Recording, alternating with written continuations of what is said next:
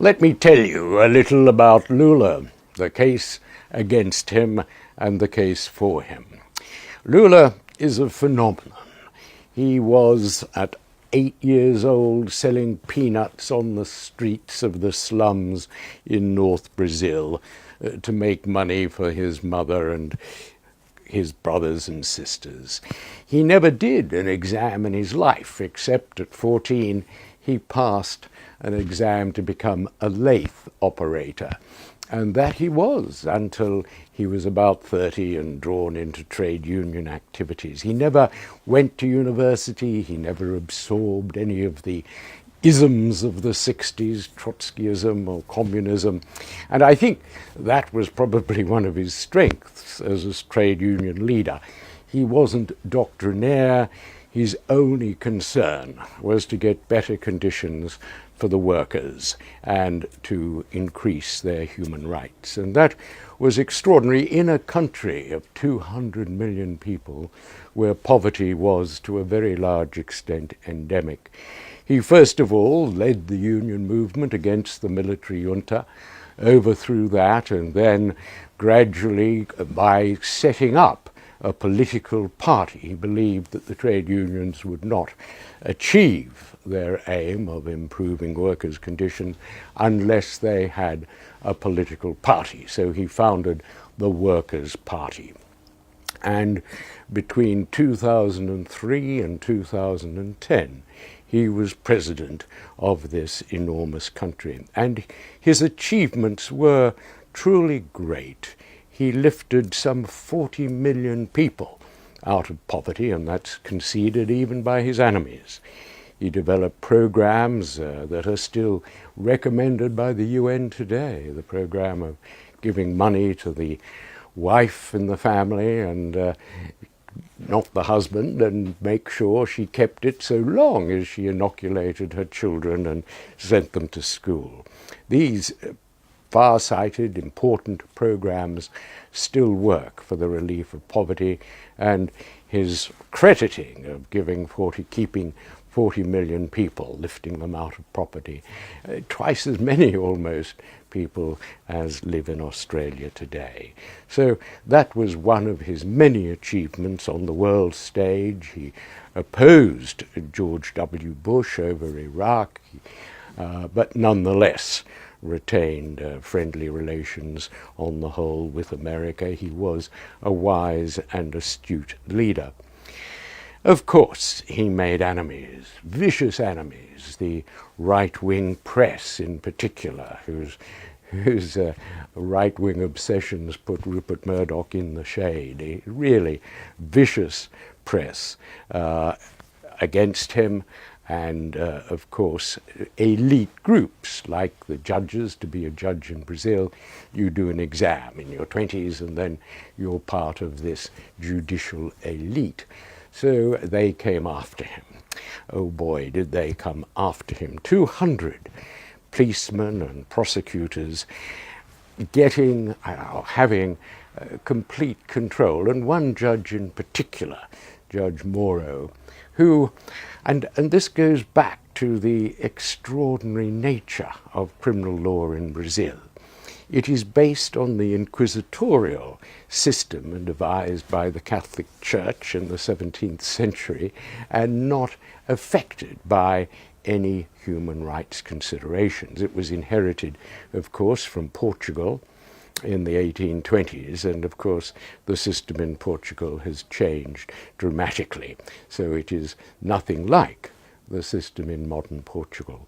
But here is what the judge, the investigating judge who becomes the trial judge, credibly, can do. First of all, once the judge has a case, he's entitled to keep suspects in prison for as long as he likes, until they confess. It's called pre-trial detention. It's a problem in a number of Latin American countries. Human rights bodies are condemning it all the time. But nonetheless, there is no right to bail. Suspects can be held for as long as the investigating judge likes. And of course, they confess. They're held until they confess, until they plea bargain, and their confessions are utterly unreliable because they are confessing in order to get out of prison. Now, that is one thing that this Judge Moro, has done. The other thing, many other things that would be amazing if any judge perpetrated them in Australia or any civilized country today, he can tap the telephones of suspects, and he has tapped Lula's telephone, the telephones of Lula's lawyers, their switchboard, 200 lines. He's tapped the telephones of Lula's children and their spouses. So not only does he tap their telephones, but he releases the transcripts to the press, to the media, to the violently anti-Workers' Party media.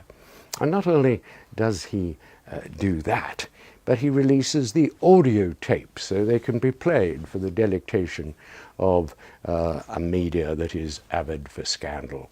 So this he's done on several occasions, notably a telephone conversation that was illegally taped between Lula and Dilma Rousseff, his protege who took over the presidency when he retired at the end of his second term.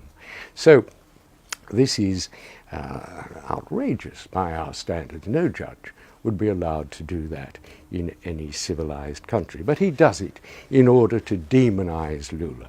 He himself believes, he's actually written about this, that judges should attack judges. They should demonize the politicians that they wish to target. And that is what he's attempted to do with Lula. The most extraordinary events have taken place. I couldn't believe it when I came to Brazil for the first time. There were pictures in magazines devoted to this judge. He was being hailed as the hero of Brazil. He was giving press conferences condemning Lula. He even attended the book launch of a hagiography that had been written about him, and he signed copies and generally disported himself so as to demonize the target of his investigations. Now, that behavior is bad enough when it comes from a prosecutor, but when it comes from a judge who, under this primitive system, inquisitorial system, then when he arrests the suspect, he becomes the trial judge. Now, it's absolutely fundamental in any decent criminal system that you are entitled to a trial by an impartial judge. This Judge Moro is not impartial. He's devoted the last couple of years to attacking Lula, to writing judgments that his telephone can be tapped because he's a suspect and so forth. He's utterly prejudiced, and yet he is now the trial judge. Can Lula object to him? Of course, Lula has. Where does the objection go? It goes to Judge Moro himself, who's decided against all the evidence that he's not biased. Of course he is. He will give Lula an unfair trial. There is no doubt in my mind that he will convict Lula, and his conviction will come in time to stop Lula standing again as president for the Workers' Party in 2018. The last time he stood in 2006, he got 58 million votes. He was the most popular man in the world. No one in a democracy has ever got as many votes. He may well be president again in 2018 unless Moro can convict him, and thus he can't stand. And who might be elected as president?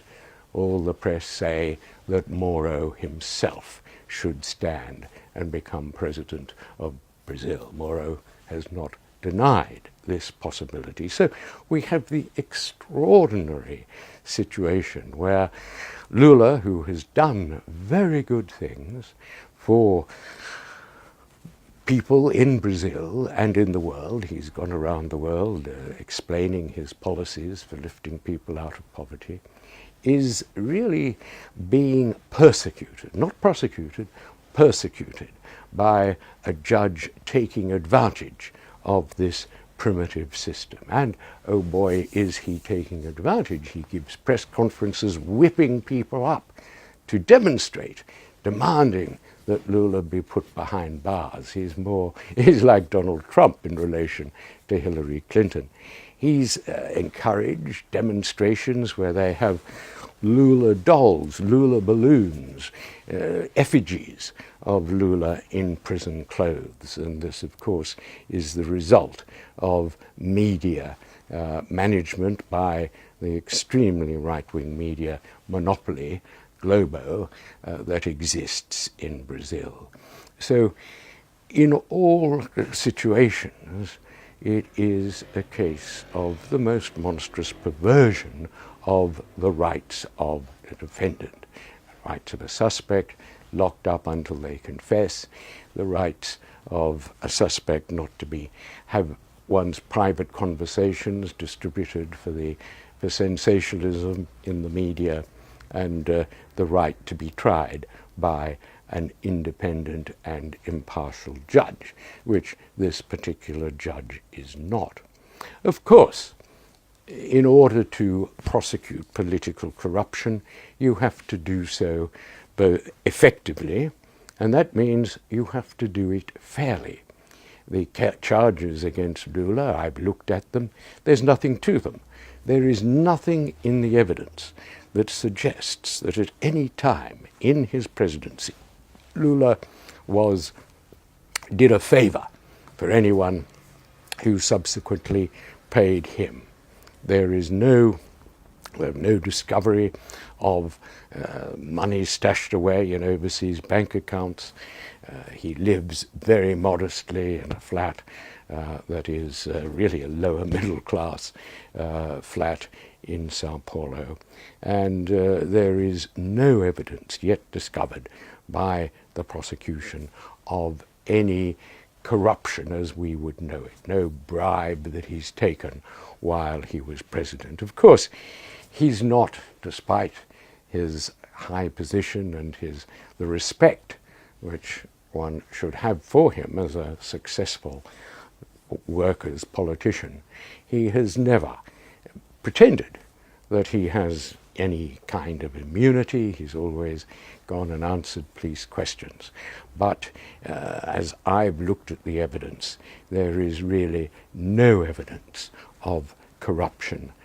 There is evidence against others that while Lula was president, they, corrupt building cartel, did rip off the Petrobras, which was the national oil and gas company, but there is no direct connection to Lula. He was, of course, the president of a country with 200 million people.